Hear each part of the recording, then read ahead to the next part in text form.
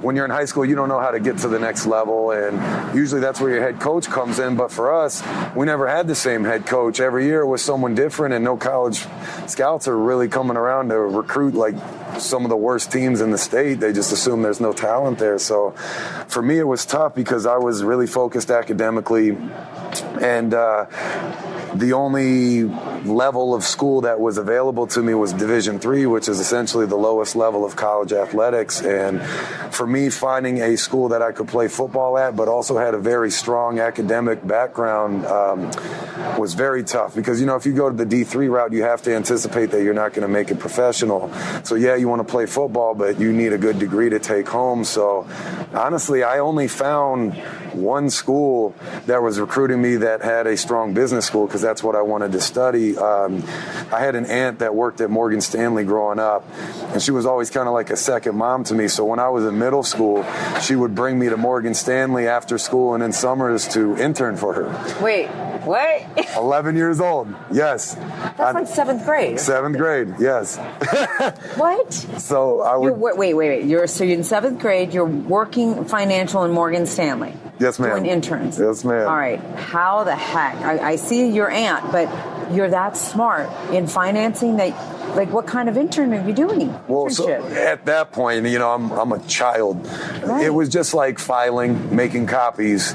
But what was really cool was I got to sit in on all not all, but some of the client meetings if the client was okay with it, or some of the branch meetings, and just kind of be exposed to that culture, what it would take to be successful, kind of like the buzzwords you look for, so that when I would go to class and learn about business, I could apply it right away because I'd seen these concepts applied at work, essentially. Wow. So that experience, even though I really wasn't doing much at the time, was very, very valuable to me. It was a really cool thing. So I've always been kind of focused from an educational standpoint.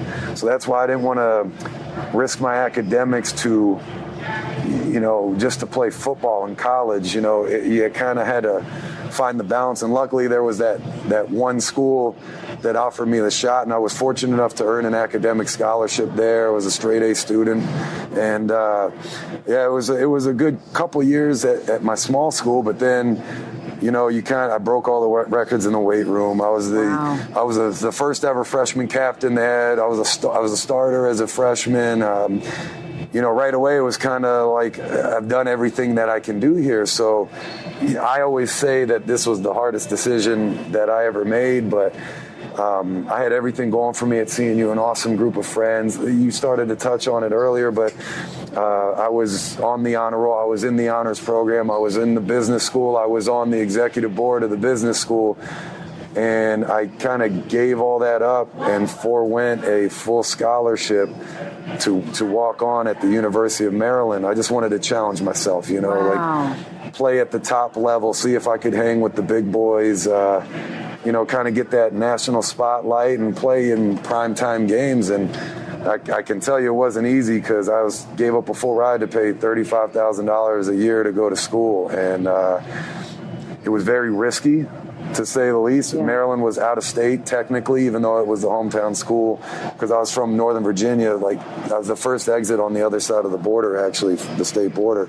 So, it was a very risky move, a tough one, but I don't think I would have any of this today if I didn't take that plunge, Did you, looking back, do you feel like it was the right then decision that you made? 100%. Yeah. It was not an easy road at Maryland. You come in as a walk-on, you're competing against all these players that the coaches recruited, that they put their stamp of approval on, that they use their scholarships to sign, whose success is attached directly to their job. If they recruit all these guys that don't get it done, they get fired. So when you make it as a walk-on, as a guy that essentially just asked for a spot on the team and is coming and paying his own way, you never really want to see those guys beat out your picks. Right. So it's just that much harder for you. And, I can. You kind of got to climb your way up from nothing. It was a brutal path, to say the least. And we had a star-studded team at Maryland. I think my senior year, was it like 24 guys or so went to the NFL that year? We had a lot of talent, but to survive in practice against those guys was just very tough. So.